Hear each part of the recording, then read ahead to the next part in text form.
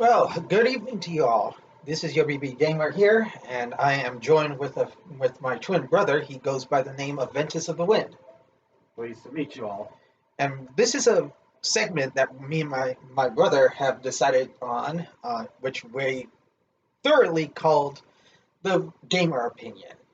This is a little segment in which me and my brother talk about things that have been going on in games, like our own thoughts and opinions of what's going on in the world, and not to mention games that we played and give our thoughts and opinions on them. It's just like a little mini review. But in all of the sense, let's get things started off. So, let's. So, anything to report?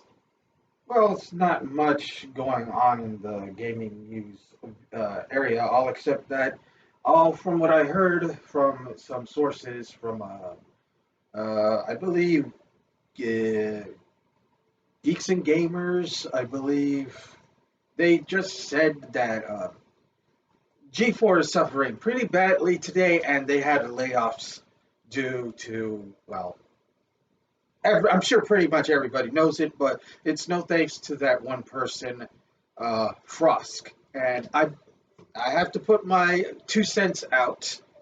She was the one who mainly caused the downfall for G4 when I was personally looking forward to seeing them rise up from the ashes. But instead, it completely burnt the entire industry down to the ground. I totally agree with you. I mean, G4, we certainly grew up with ever since it first aired, way back then in the 2000s, from what I know. We've seen all the X-Play ones, Adam Sessler and Morgan Webb. They were perfect. They were perfect hosts. From what Frost says about bangable, no. Uh, we are gamers. We've been around since the 1980s. We were born around the time when games were starting to pick up. So we have more knowledge on games than what Frost thinks.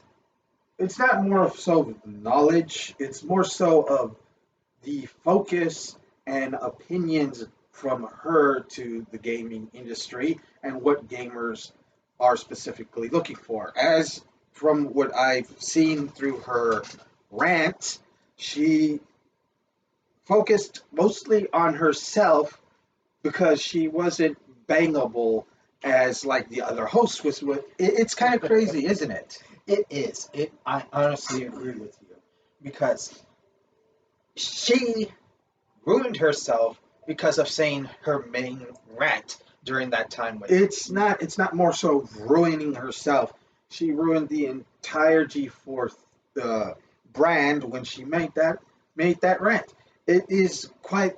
I do not know what was going through her mind when she brought that stuff up, and unfortunately, everybody else in the room had to had to go like bend the knee. They had to bend the knee to well, her. some of them really went out of their way and agreed with her too, because like some of these guys are just like they're bowing down to her because of what she said about sexism in gaming, as she had said. If okay, sexism in gaming, it happens, but it's not to the degree where it's toxic from what many people say. Totally I've seen questionable things. yeah, I've seen questionable things on some games as well, but they're mostly trying to cater to entertain the audience and to portray what is going on. But for the most part, it's supposed games are supposed to be entertaining and not teaching people that you're bullshit, you are an idiot, you are dumb, and you got to play it this way. It's kind of stupid, isn't it? I feel ashamed that the whole gaming industry is starting to turn into also another thing, politics. They are adding politics into games, which is ruining most companies from what I Well, heard. not all games are running under politics, but only certain games that people are trying to focus in on and trying to say, "Hey, this needs to be this way." You need to do it this way. Otherwise, I'm going to get at you for not doing it. Some like Anita Sarkeesian. She was a really big contributor to the whole women in gaming movement, and okay, she had some points. I want to say this as a gamer myself, and of course you, Yeah. but as women in gaming are portrayed, back then they were sexualized in order to gain the male audience and to sell, and and that fortunately worked. But now in today's society, women have to be dressed up, be more manly, be more Top Gun, be the headliner, in which it doesn't really work out because guys do not like buff girls on games and being the center focus, in which that one game, The Last of Us Part 2, Yeah. was a focus on the on that lady who was so fucking buffed up and killed the main character outright, Yes. and that was just totally messed up. And it ended up being Game of the Year, unfortunately, due to what I'm going to just speculate, a rigged poll. It was probably a rigged poll. I do not believe that the game that game deserved any sort of merit or deserved the Game of the Year. But of course, many of these people speculated that it was because it was rigged. I've been watching mostly these newscasters. Well, I don't want to say newscasters, but the YouTubers who've been watching all this gaming stuff. As I mentioned before, Geeks and Gamers, And not to mention the quartering. yeah, the quartering. Mention he's to him. He's a main guy that we also watch too. So yeah, and then also what were they? Clownfish TV. yeah, Clownfish. They're pretty good at giving out information on either games, entertainment, comics. movies. Yeah, and comics mostly. Yeah. So shout out to those guys if you guys are watching. Thank you. But in any case, let's just get back to the topic Right. of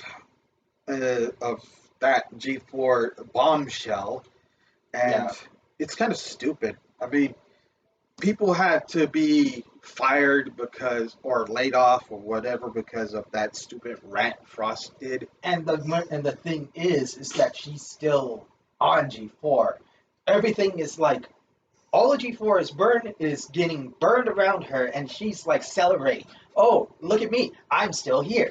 You guys suck. Kiss my ass. Play games or not. Well, it's not more like that. She's just saying, I'm still around, guys. You guys can't do anything about me. I'm going to be here. You guys are going to be having to deal with me here. So, peace. Yeah, it's just dumb, really. It is stupid. But aside from that, I believe the situation at G4 is going to be dead by the end of this month, or coming to the end of this year, which I'm hoping so. And I hope that Frost is canned from anything, any type of entertainment or gaming media or whatever. She ruined G4. She made video gamers like us look bad to the eyes of the public due to her stupid rant speech on feminism and sexism in gaming. I'm not even bothering with that anymore. Well, I mean, I wanted to continue believing that G4 was going to be coming back, as they had said before, but after watching that issue with that stupid rant from Frosk, no, she said, as she put it, you don't like it, don't watch it. Peace. And guess what? Nobody peaced out of here. Yeah, everybody, and not to mention many others that followed G4 just pieced out too. Yeah, so I mean, to you guys over at G4,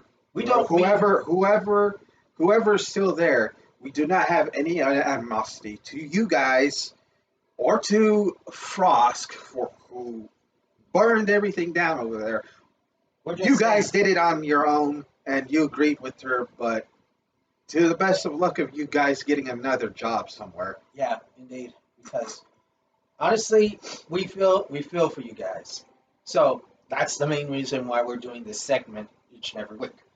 Now, now that that's out of the way, we could get on to the main issue at hand, and that is our little review here of Xenoblade Chronicles 3. This game came out around from what I remember June 29th, right? Pretty much.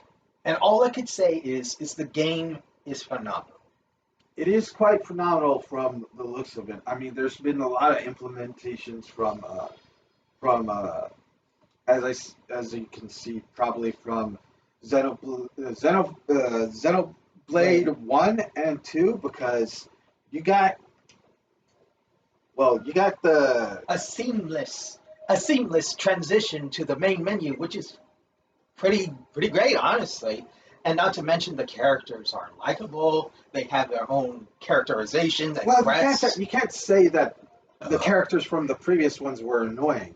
All of them have their unique abilities and Mhm. sets. Like all of these characters from Tyon, Lance, Senna, and then of course The heroes. the heroes, of course. So, but the characters themselves, they have their unique abilities, and they are quite well rounded off in whatever sense of the word.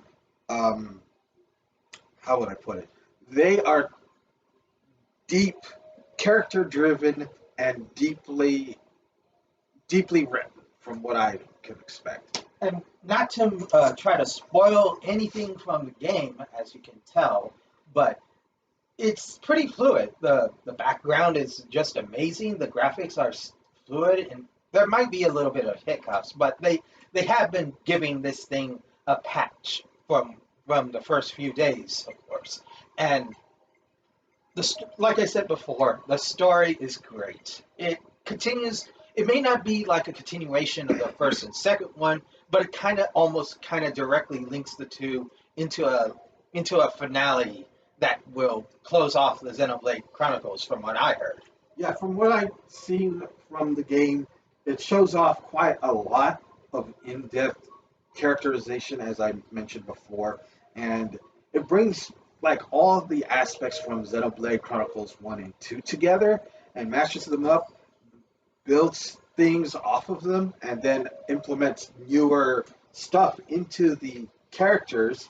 So, like, you're able to do many of the quests quite easily without any hassles. Yeah, you get like a list quest. I mean, back with the other ones, it's kind of like you had to look around for quests, and then you don't have any directive of where to go or what to do, and that kind of takes away the whole fun part of the It, first few well, ones. it's not more so of taking away stuff.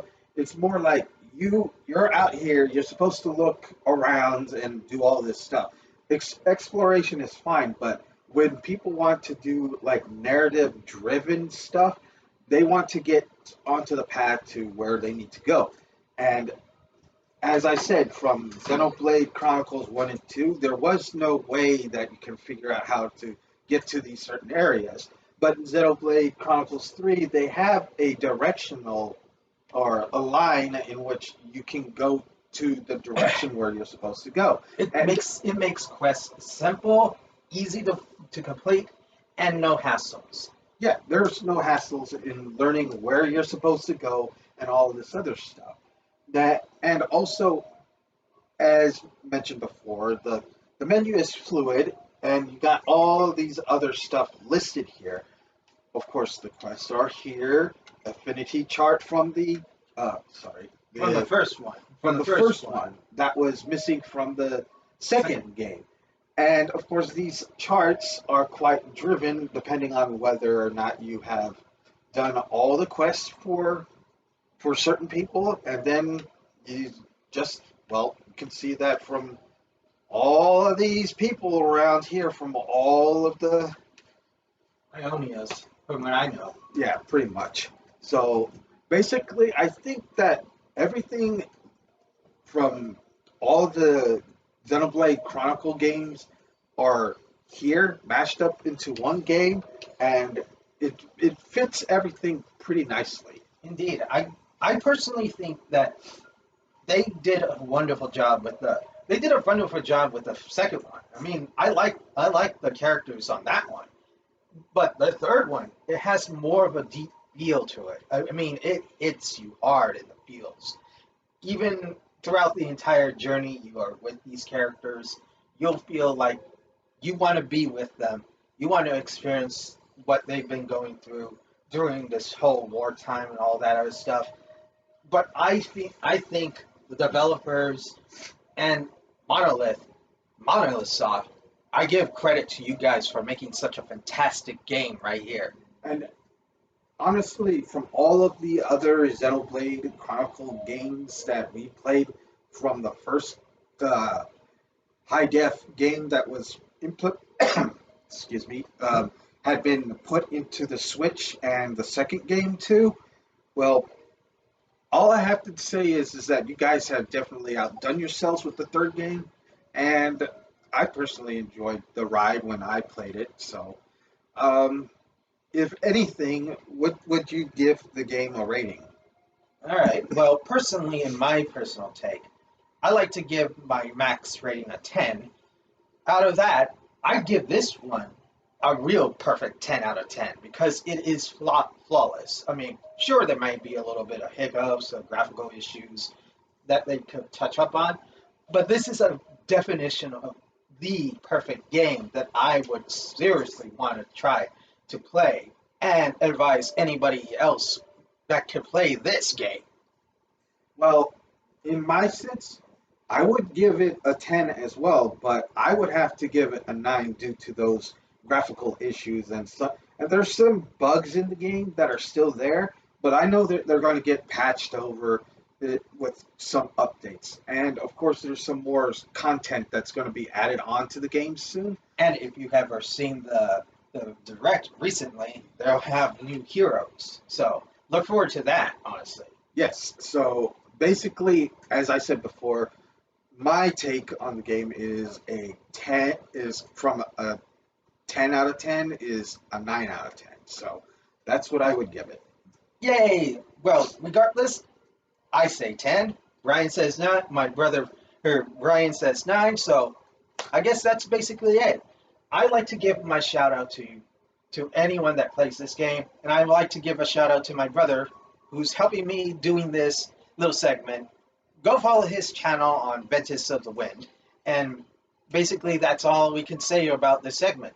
But look forward to every Friday around this time, around 11:30. We'll be posting up more videos and giving our little opinions for anything that comes out of the week. We'll try to keep up with this content every now and then. So since I work in the evenings, so but keep an eye out for my brother's channel here, and we'll hope to see you guys later, even on my channel. So leave a like in this, Leave a like, comment, and subscribe.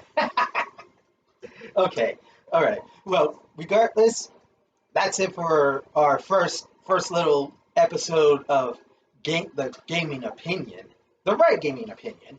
So basically, we'll see you again next Friday. This is your BB Gamer Ventus of the Wind. saying sayonara.